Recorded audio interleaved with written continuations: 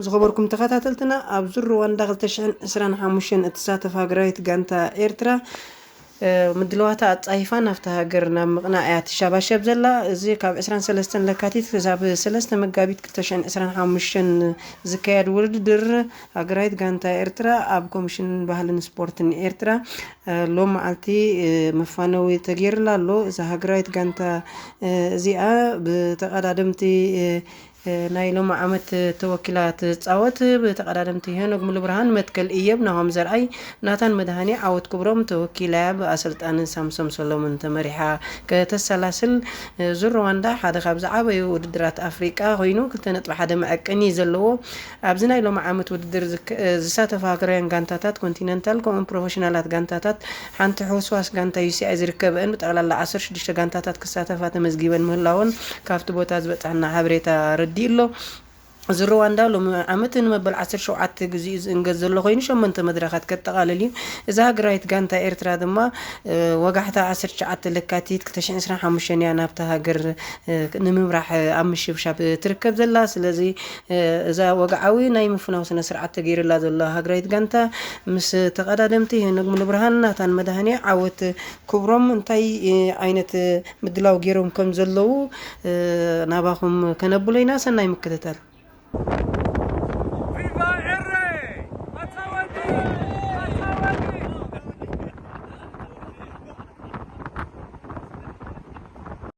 سلام زخبركم تخاتلتنا هاجرايت غانتا ኤርትራ ናብ ሩዋንዳ ያትብገዝ ደላ ኣብዚ ናይ ሎም ዓመት ዝካየድ ዘሎ ሩዋንዳ ምባር 5 ኣባላት ተቀዳደምቲ እዮም ናብዚ ምስታፍ ዝኸድ ዘሎ ሓደ ካብኦም ተቀዳዳማ ሄኖግ ሙሉ ብርሃን እዩ ኣብዚ ሰዓት ዝምሳና ዘሎ ሄኖግ ሙሉ ብርሃን ፈለማን ቋዕ ናብ ምብጋስ ሩዋንዳ ብቃና ከመይ ነይሩ ኣቀድማ ብልካ ዝምድላውስ ከግለጽልና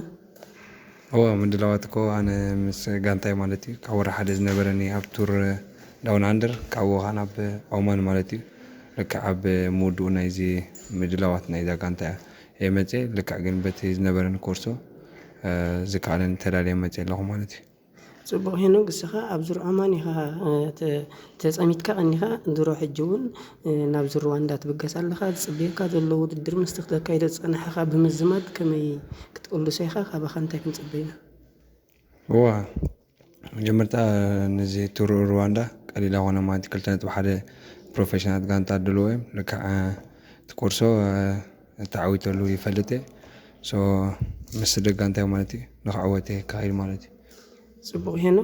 سلست إيرتران تقدمت أبزر أمان من مسجانتاتكم يخم تسميتكم كأنكم كلت نايوشت هاجرون ناتن عوتن مساهم تدميرهم حمشتكم نبزر تساتفوا لهم بدرجة بقعت هاجريت جانتايكم درجة ما ساتفوا جانتات بمن نتصار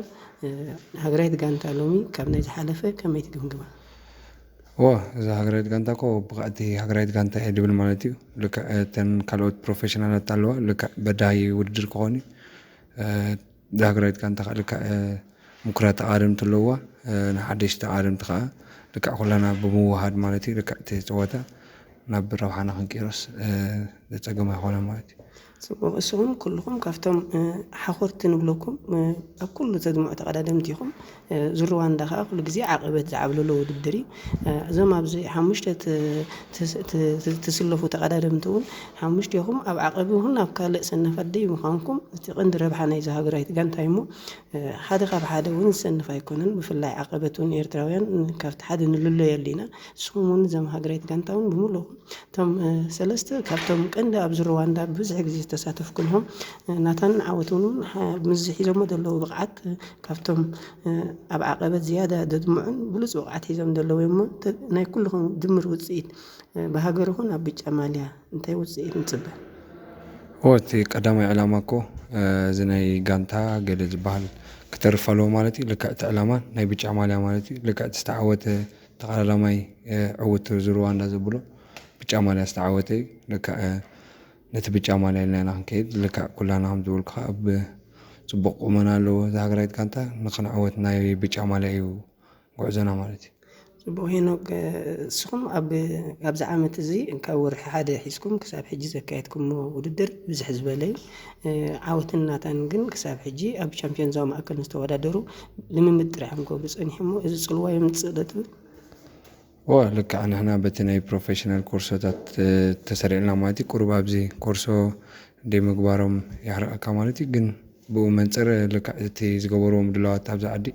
ልክዕ ተኺሎም ናብቲ ኮርሶ ምእታዎም ይሃስዮም እየ ኣይብልኒ ቁሩብ ሃስያ ኣለዎ ግን ልክዕ ግን እቲ ትሬን ድልዋት እዮም እየ ዝብል ማለት እዩ ጽቡቕ ሄኖክ ንሕና እውን ነዚ ዝሃብካና መግለፅን ሰማዕቲ ኣዚና ኢና ነመስግን ጽቡቕ ዓወት ትግበረልካ ኣብ ዓወት ብሰላም ይረኸበልና ሰላም ጉዕዞ ይግበረልካ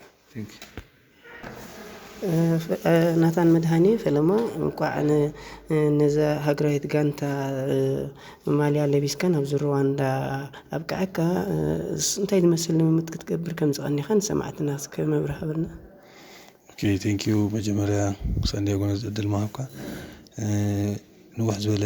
ውድድር ክንዳልው ቀኒና ማለት እዩ ውድድራት ኮይኑ መረናን ግን ከምቲ ዝረኣኻዮ ካብቲ መወዳእታታት ኮርሶ ዝነበረ ናይ ቻምፒዮን ክሳብ ሕጂ ዳርጋ ኣብ ልምምድ ኢና ነርና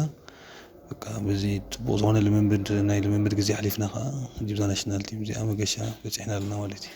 ጽቡቕ ናታን እዛ ሃገራዊት ጋንታ ሓሙሽቲኹም ናይ ብሓቂ እታ ኣብ ዓቐብ ተድምዓ ትበሃል ሃገራዊት ጋንታ ይኹም ምክንያቱ ሩዋንዳ ዝበዝሐ ዓቐብን ቁልቁለትን ዝዓብለሎ እዩ ከምቲ ዝበዝሐ ግዜ ዝግለጽ ንስኹም እውን ሰናፋት ኣይኮንኩምን ብኣሰልጣኒ ሳምሶን ሰሎም ተመሪሕኩም ድማ ግቡእ ልምምድ ኢኹም ከተካይዱ ቀኒኹም እቶም ሰለስተ ጋንታ ኣባላትኩም እውን መምስ ክለባቶም ኣብ ውድድር እዮም ተጸሚዶም ቀኒዮም እናቶምን ናትኩምን ድምር ዓወት ሕጂ እንታይ ኢና ክንጽብሕ ወልከዩ ጽቡቕ ዝኾነ ልምምድ ክንገብር ቀኒና ኢና ብዚ ኣነን ዓወትን ኢና ቀኒና ብዚ እቲኦም ሰለስተ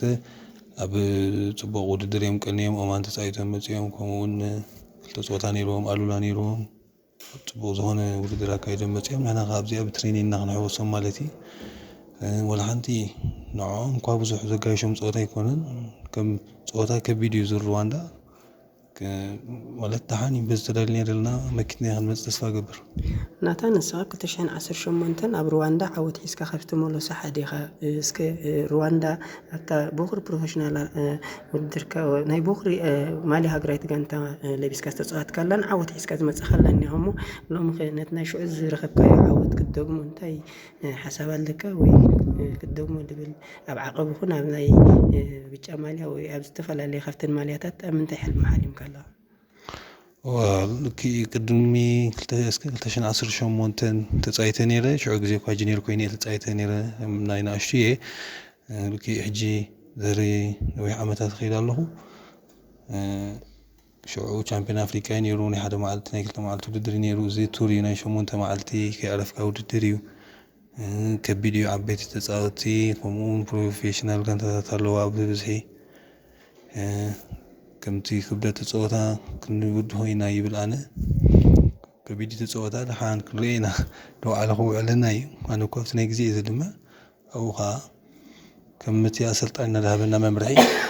ክንፀወቶ ኢና ናታን ኣብ ዙር ዞባ ማእከል ይኹን ኣብ ቻምፒዮን ዞባ ማእከል ሒዝካ ዝነበርካ ብቕዓት ኣድናቂ ነይሩ ናይ ብሓቂ እቲ ዓብላሊ ዝኾነ ቶፕ ፖዚሽን ቶፕ ኮንዲሽን ኢኻ ነርካ እቲ ናይ ሽዑ ሕጂ ምስ ዝገብሮ ዘቐንኻ ልምምድ ክትረኣዮ ከለኻ ሒዘ ኣለኹ ዓቂበ ትብል ኣብ ፀወታ ስለ ዘይፀናሕኻ እንታይ ፍልል ይርኢኻ ኣሎ ዝሓለፈ ግዜ ፅቡቕ ብቕዓት ሒዘ ዝሓለፈ ውድድራት ዛዚመ ነይረ ሕጂ እውን ፅቡቕ ዝኾነ ናይ ልምምድ ግዜ ይሓሊፈ ፅቡቕ ኣለኹ ይብል ኣነ ጥራይቲ መዓልቲ ናይ ኣምላኽ ነገር ይኹሉ ብሩኽ መዓልቲ ይግበረልና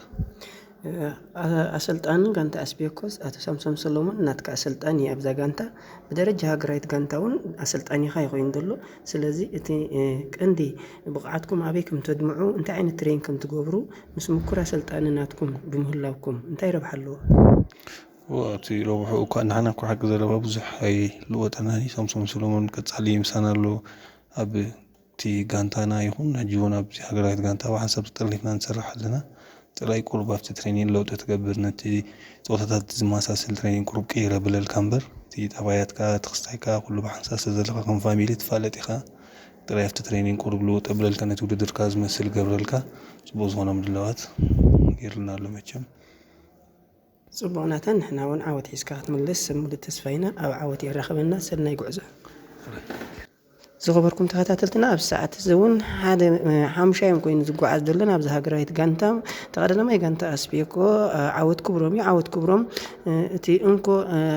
ምስ ሃገራዊት ጋንታ ናይ በኽሪ ውድድሩ ኣብ ዙር ሩዋንዳ ዝብገስ ዘሎ እዩ እስከ እንታይ ዓይነት ልምምድ ጌርካ ኣለኻ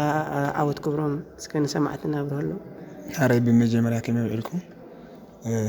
ዝኣክል ዝኾነ ትሬን ሰሪሕና ረሓና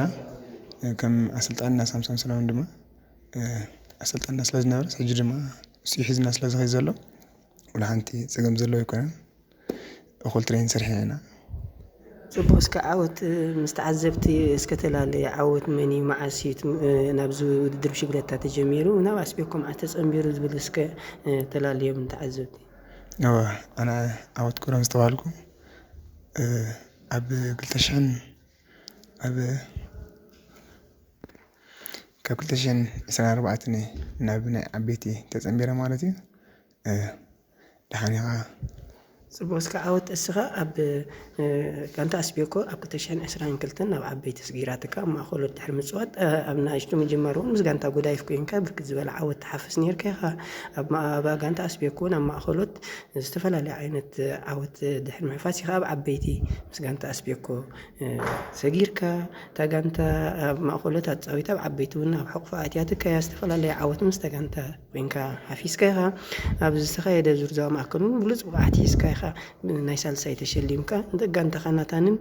ሚልክያስ ማእከለን እውን ዓባ ኣበርክቶ ድሕሪ ምግባር ኢኻ ናይ ሳልሳይ ተሸሊምካ ስለዚ እስኻ ምስ ሒዝካ ነበርካ ብቕዓት ምስ ሕጂ ብምንፅፃር ዘለካ ብቕዓት ኣበይ ተድምዕ እስከ ንተዓዘብቲ ነብረሉ ናተይ ቀንዲ ፊልድ እኮ ዓቐብስታ ማለት እዩ እጂ ድማ እዛ ጦታ ናይ መገሻና ድማ ናይ ዓቐብያ ማለት እዩ በቃ መቸም እቶም ዓበይቲ ኣሕዋተይ ኣለው እቶም ፕሮፌሽናል ማለት እዩ በዓል ሄኖክ ብርሃን ከምኡ ድማ መትከል እየባሉ ንሆን ዘርኢ ኣሉ እዚኦም እቶም ዓበይቲ ፕሮፌሽናል ፀወቲ ማለት እዩ እዚኣቶም ድማ ንዓና ኣዕልዩና እዮም ምስኣቶም ከና ድማ ደንወስዶ ምክንያት የብልና ማለት እዩ ጽቡቕ ኣብ መንጎ እዞም ምኩራት ተቐዳደምቲ ኮይንካ ምፅዋት እንታይ ረብሓ ክትረክብ ኢኻ ብጣዕሚ ነዚኦም ምስላፍ ብጣዕሚ ኣብ ዕድልና እዩ ማለት እዩ ነዚኦም ድማ ተዘሊፍና ንዕወትና ተዓዊትና ድማ ንመፅና ማለት እዩ ዝኾነ ተቐዳዳማይ ኣብ ዝለዓለ ደረጃ ቱር ዲ ፍራንስ ክበፅሕ እዩ ዝሓልም እስኻ እውን ነዛ ማልያ ሃገራዊት ጋንታ ለቢስካ ንክትፃወት እንታይ ዓይነት ሕልሚ ኢኻ ሓሊምካ ድሕሪ ክንደይ ከረኺብካያ እንታይ ትብህግ ነርካ ካብ ብንእሽተይ ማለት እዩ ክጅምር እንከለኹ ማለት እዩ እቶም ዓበይቲ ኩላቶም በዓል መርሃዊ በዓላን እዮም ማለት እዩ በዓል ናትና ብርሃነ ኩላቶም ዘን ፕሮፌሽናል ምትረኸቦም ማለት እዩ ከምኦም ኮይነ ፅባሕ ንጎስ ከምዚ ኮይነ ገለገለ ከምኦም ክኸውን ሲ ዓብዪ ክሳይ ነርኒ ኣብዚ ሕጂ ግዜ ከዓ እንቋዓሞ ነዛ ማልያ ክሰይረ እስክን ኣብ ውሽጢ ዓድን ኣብ ናይ ደገን ናይ መን ደጋፊ ኮይንካ ኢኻ ብንእሽተይ ከዓ ዓብይኻ ንመን ፀሊብካ ኢኻ ኣብዚ ውድድር ኣትኢኻ ንዓይ ምዕባይ ሓወይ ነር ቴድሮስ ማለት እዩ ቀንዲ ቡኤ ማለት እዩ ተወኮር ሰፈሪት እዩ እሱ ምስቶም ካልኦት ተፃወቱ ናላሊኑ ማለት እዩ ንዑ ነናቱ እግሪ ሒዘ ኢኻ ድማ ቀፂለ ማለት እዩ ናመን ተድንቕ ነርካ ውሽጢ ዓዲ ናይ ውሽጢ ዓዲ ከዓ ብጣዕሚ ዘንቆ ዳንኤል ተኽለሃይማኖት ማለት እዩ ናቱ ደጋፊ ነርካ ናይ ደገ ንመን ተድንቕ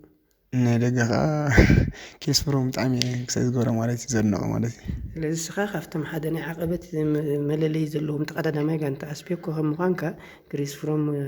ተደገፍካ እውን ከምኡ ንምዃን ተፃዓርካ እውን